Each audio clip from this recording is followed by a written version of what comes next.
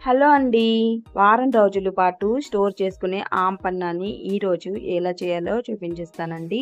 ఇందులో షుగర్ నేను add చేయలేదనమాట. So, వారం రోజులు ఫ్రిడ్జ్‌లో పెట్టుకొని ఎప్పుడు కావాలంటే అప్పుడు ఇలా ప్రిపేర్ చేసుకొని ఈజీగా తాగొచ్చు. ఇక్కడ నేను నార్మల్‌గానే ఉండే మామిడికాయలైతే తీసుకున్నానండి. ఇక్కడ వెస్ట్ బెంగాల్‌లో ఎక్కువ మంచి మామిడికాయలైతే దొరకవు. సో, మా డ్యాడీ చేత అయితే తెప్పించాను.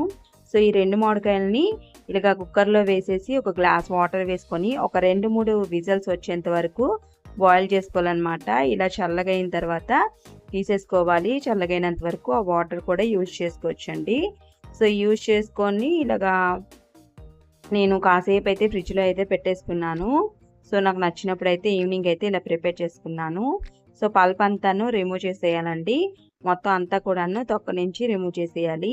మీరు కావాలంటే తొక్క రిమూవ్ చేసేసి స్టీమ్ కూడా చేసుకోవచ్చనమాట వీటిని. సో, ఇలా బాయిల్ చేస్తే చాలా త్వరగా క్విక్‌గా అయిపోతుంది కదా! ఇంకా కట్ చేసే పని కూడా ఉండదు. తర్వాత మొత్తం అంతా కూడాను పల్ప్ అంతా తీసేయాలి. పీల్ ఆఫ్ చేస్తే చాలా బావుంటుంది. ఇంకా మనకి ఆంధ్రాలో అయితే మంచి మంచి మామిడికాయలైతే దొరుకుతాయి కదా! చాలా ఈజీగా చేసుకోవచ్చు. ఇంకా మీరు 10 డేస్ వరకును ఇది స్టోర్ చేసుకోవచ్చండి. ఇలా పల్పులు తీసేసిన తర్వాత ఒక మిక్సీ జార్‌లోనైతే ట్రాన్స్‌ఫర్ చేసేసుకోండి. ఇలా మిక్సీ జార్‌లోని పల్పులంతా తీసేసుకోవాలి. సో, మీరు ఎంతైనా చేసుకోవచ్చండి. సో, ఇక్కడ వీటికి సరిపడా బెల్లాన్నయితే నేను తీసుకుంటున్నాను. ఒక 150 గ్రామ్స్ వరకు ఉంటుంది. సో, హాఫ్ కప్ అనమాట. సో, బెల్లం కాకుండా మీరు ఇంకా ఇందులోని షుగర్ కూడా యాడ్ చేసుకోవచ్చు. అలాగే పటిక ఉంటుంది కదా! సో, పటికనైతే కూడాను యాడ్ చేసుకోవచ్చండి. అలాగే ఇక్కడ 1 ½ టేబుల్ స్పూను జీరా పౌడర్‌నైతే ఏసుకున్నానండి. జీలకర్ర పౌడరు. అలాగే ఇందులోని నల్లుప్పు అయితే ఏసుకుంటున్నాను. ఇది కూడాను 1½ చెంచా అయితే వేసుకుంటున్నాను. ఇంకా చాట్ మసాలా కూడా వేసుకోవచ్చండి.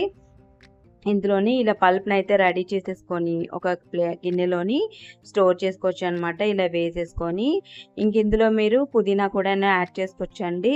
సో, పుదీనా అయితే నాకు దొరకలేదనమాట. సో, నేనిక్కడ కొన్ని ఒక 4-5 డేస్ అయితే స్టోర్ చేసుకోవడానికి పల్ప్ అయితే చేసుకున్నాను. సో, ఒక 2-3 టేబుల్ స్పూన్ అయితే ఒక బౌల్‌లోనైతే యాడ్ చేసేసుకోండి డ్రింక్ చేసుకోవడానికి.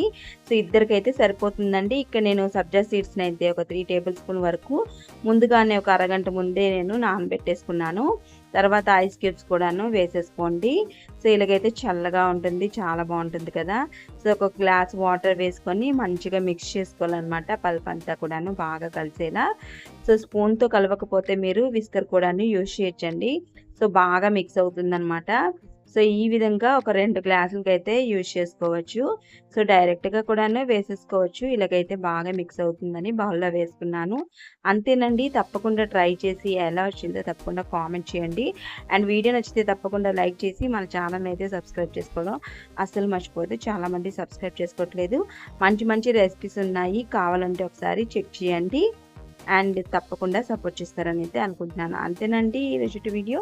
నెక్స్ట్ వీడియోలో కలుద్దాం. అంతవరకు బాయ్ బాయ్. Take care.